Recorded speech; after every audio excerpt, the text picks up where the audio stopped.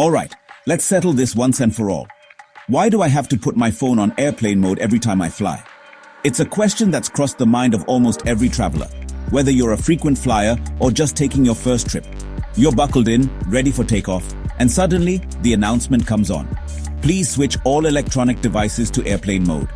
But what's really behind this rule? Is it just some annoying rule? Or is there real science behind it? Are airlines just being overly cautious? Or is there a hidden danger we don't know about? So picture this. I'm boarding a flight, trying to squeeze my bag in the overhead bin, and suddenly, the announcement hits. Please ensure all electronic devices are in airplane mode. It's almost become a ritual, right up there with fastening your seatbelt and putting your tray table up. I know I'm not alone in thinking, what's the worst that could really happen if I forget? Will my phone really mess with the plane systems, or is this just a leftover rule from the early days of air travel? Will the plane just drop out of the sky? Will alarms start blaring and pilots start panicking? The truth is, it's not quite that dramatic. Well, the real reason is all about interference. It's not about your phone taking over the plane's controls, but it does have to do with how signals travel and how sensitive cockpit equipment can be. My phone, when not in airplane mode, constantly searches for cell towers. It's always looking for the strongest signal, even when you're 35,000 feet in the air. And it's not just your phone. Imagine hundreds of devices all doing the same thing at once.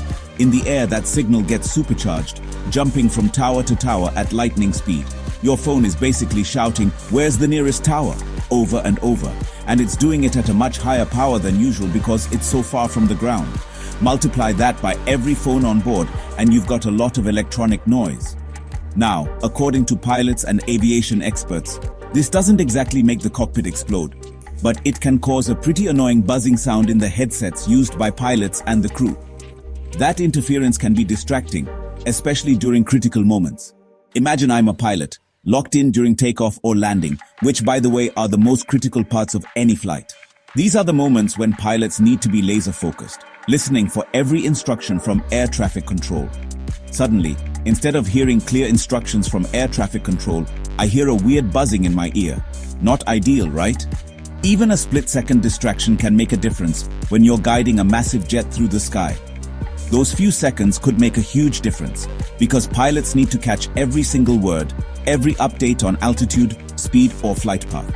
Communication is everything in aviation, and clarity is key. The good news? There's never been a major accident linked directly to someone forgetting airplane mode. Planes are built with layers of safety and backup systems, so one phone won't bring down a flight. Flights usually go just fine, even though about 40% of people admit they don't always switch it on. In fact, studies show that many passengers either forget or ignore the rule, and yet, flights land safely every day. But before you get too comfortable, remember, it's not about crashing planes, it's about eliminating distractions when it matters most. Pilots and crew have enough to focus on without extra static in their ears. And here's a fun twist. Europe is actually starting to allow in-flight calls and texts, thanks to 5G networks that use different frequencies. These new systems are designed to avoid interfering with cockpit equipment, so you might soon be able to text from 30,000 feet, at least on some flights. But in the US and most of the world, the rules are still strict just to be safe. Aviation authorities prefer to err on the side of caution, especially when it comes to passenger safety and clear communication.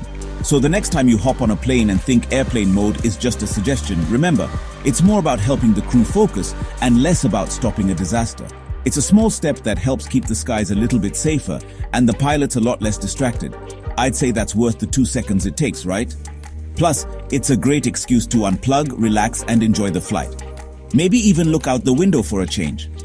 Thanks for flying along, and don't forget to hit that subscribe button for more tech truths. No airplane mode needed. Safe travels, and see you in the next video.